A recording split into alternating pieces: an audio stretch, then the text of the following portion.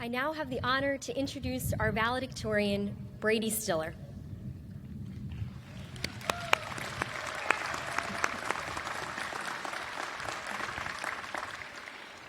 Brady is from New Orleans, Louisiana, and received his bachelor's degree in biology and theology, graduating with a perfect 4.0 GPA. He was a proud resident of Dunn Hall and lived in a six-man for 3 of those 4 years. As evidenced by his grades, Brady excelled at academics, being inducted into Phi Beta Kappa and Nu Lambda Mu, graduating with theology honors, and receiving the Outstanding Biological Scientist Award for his contributions to scientific research in the McLaughlin Lab. He spent a semester abroad in London, where he became the first researcher to access the Chesterton collection, which allowed him to complete his thesis on English writer G.K. Chesterton and vocation. Brady has a passion for understanding the intersection of science and faith, and pursued that passion through positions in the McGrath Institute at Notre Dame, the God and the Good Life Philosophy Program, and Notre Dame campus ministry. Following graduation in 2020, Brady returned to Notre Dame, and in the fall of 2020, completed the Masters of Nonprofit Administration program in the Mendoza College of Business. During his graduate studies at Notre Dame, he competed in the McCloskey New Venture competition and afterwards served as the Director of Development for the Catholic Medical Association. In all of his past accomplishments and current endeavors, Brady strives to embody hope, which, as described by G.K. Chesterton, is the power of being cheerful in circumstances that we know to be desperate. He currently works as a senior analyst at the Dedham Group, a life sciences consulting firm in New York City that specializes in market access strategy for oncology and rare disease therapeutics. Brady is also the author of a new book focused on philosophical worldviews, which will be published by Bishop Robert Barron's world-renowned organization, Word on Fire. Notre Dame class of 2020, I now present to you Brady Stiller for the valedictory.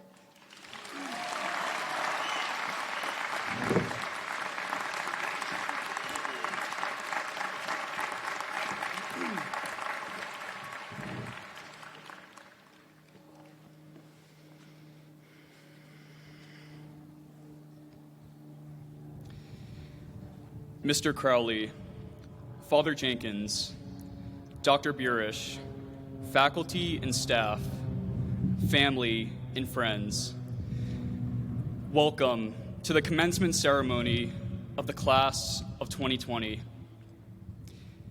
And to my fellow graduates, here we are, after 4 years and 2 more, we finally made it.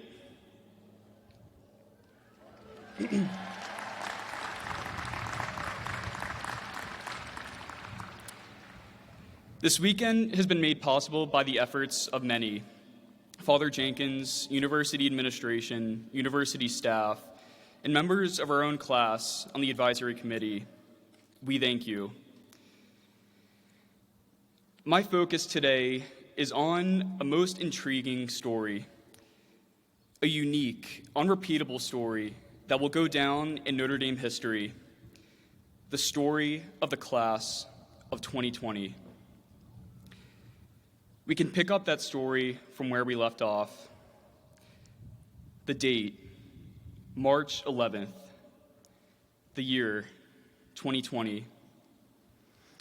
We received a very memorable email from the president of our university.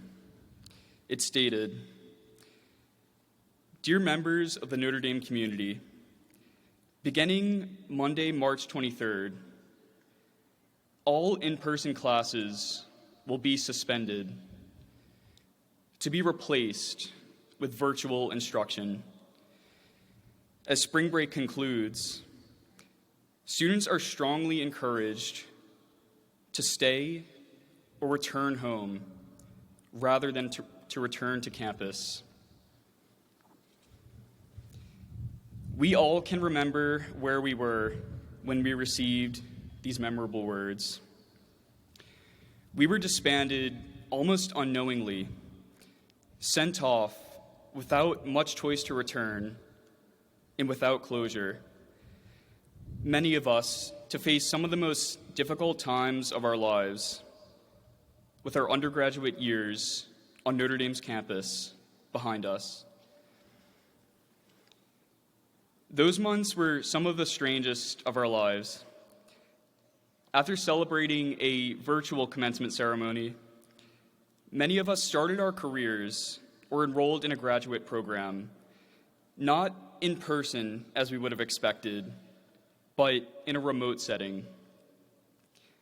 But even in the midst of these strange times, these past 2 years have also been marked by some of the most exciting and accomplished moments. Some of us have launched a promising career, applying years of schooling and internship experiences. Some of us have gotten married and have maybe brought a new Notre Dame football fan into the world. Some of us may have gone to areas of need in the world to offer our gifts and presents to fellow humanity. Others of us may have completed a master's program and have graduated before we have graduated. But if we go back to the beginning of our class's story, we might start off with Welcome Weekend. 6 years ago, as freshmen, you may recall how we left our communities back home to become initiated into a new community through strange Welcome Weekend rituals. We saw the world open before us as we joined new clubs and took classes that inspired us. Our lives began to take on the sound of Mr. Brightside, Canticle of the Turning, and Cheer, Cheer for Old Notre Dame. During our sophomore year, we commemorated the 175th anniversary of our university, as many from the Notre Dame community hiked the trail from Vincennes, Indiana, to Notre Dame. We also saw the completion of Notre Dame's largest building initiative, the Campus Crossroads Project, which would make available a brand new student center, classrooms, and office spaces to facilitate student life. As juniors, we witnessed one of the best football seasons in Notre Dame history, an undefeated 12-0 regular season.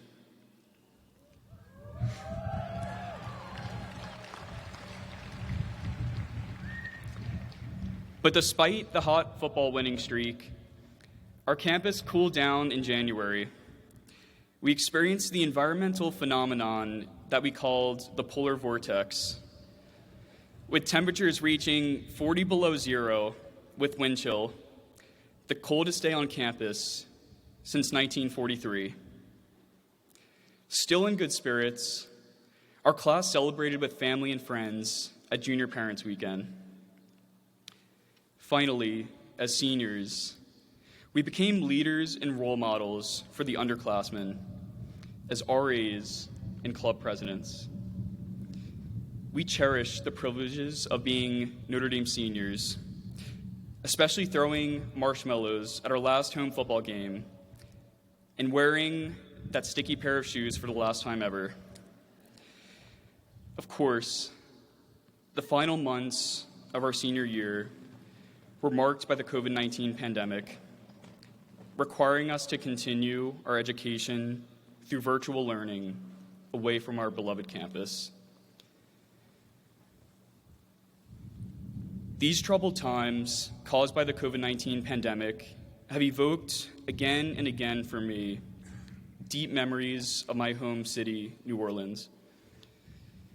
The story of New Orleans is one of both celebration and suffering. Mardi Gras unites the city as rich and poor alike pour out onto the streets for festivity and parades. However, New Orleans is also a city whose memory is full of suffering and loss. In 2005, Hurricane Katrina devastated the city, sparing the homes and livelihoods of only a lucky few. My family's home was among the nearly 1 million houses damaged, having been flooded by 5 feet of water. I still remember the night my family evacuated. We packed a few bags with clothes to last a week or two, and we piled into one car, thinking we would be returning in a few days. But when we were watching the live footage and updates on TV, and seeing helicopter views showing water gushing over broken levees, the city and neighborhoods turning into a lake, and local residents standing on their roofs waving to be rescued, we knew we would not be returning. It took many years for my family to process the loss of nearly everything we owned in a matter of days.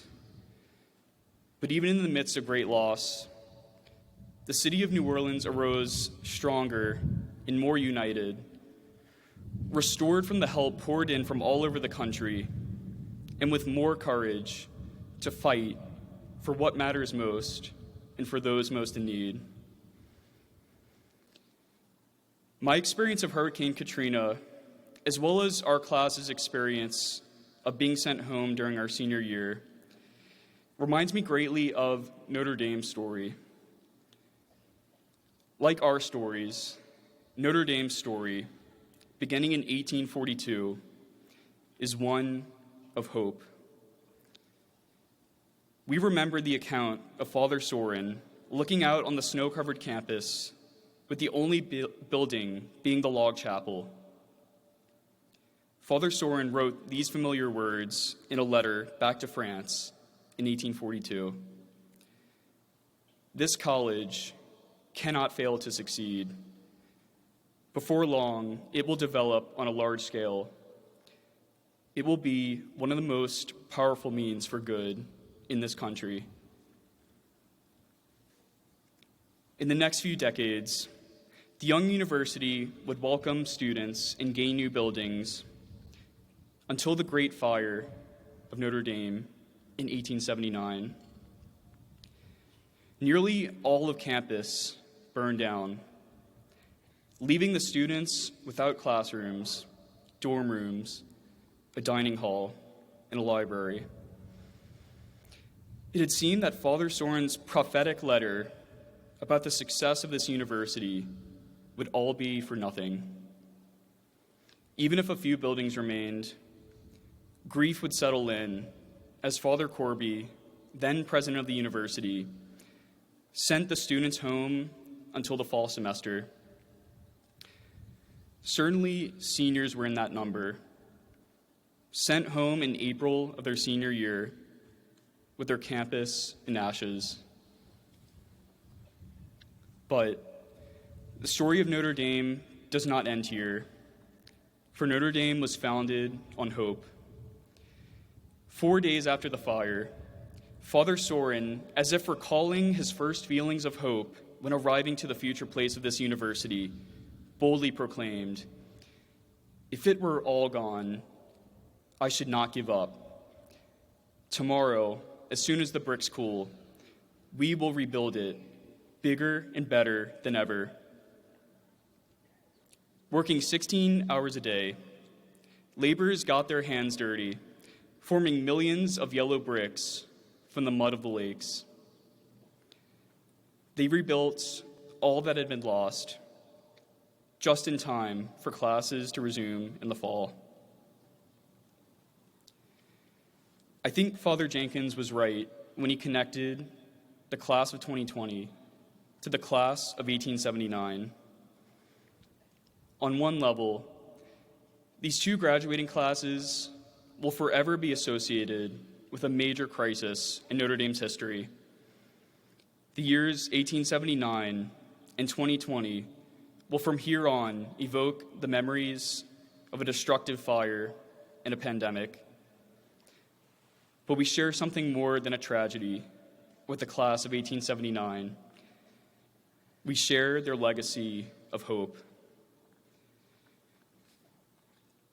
We, class of 2020, have found ourselves in the immediate aftermath of a crisis.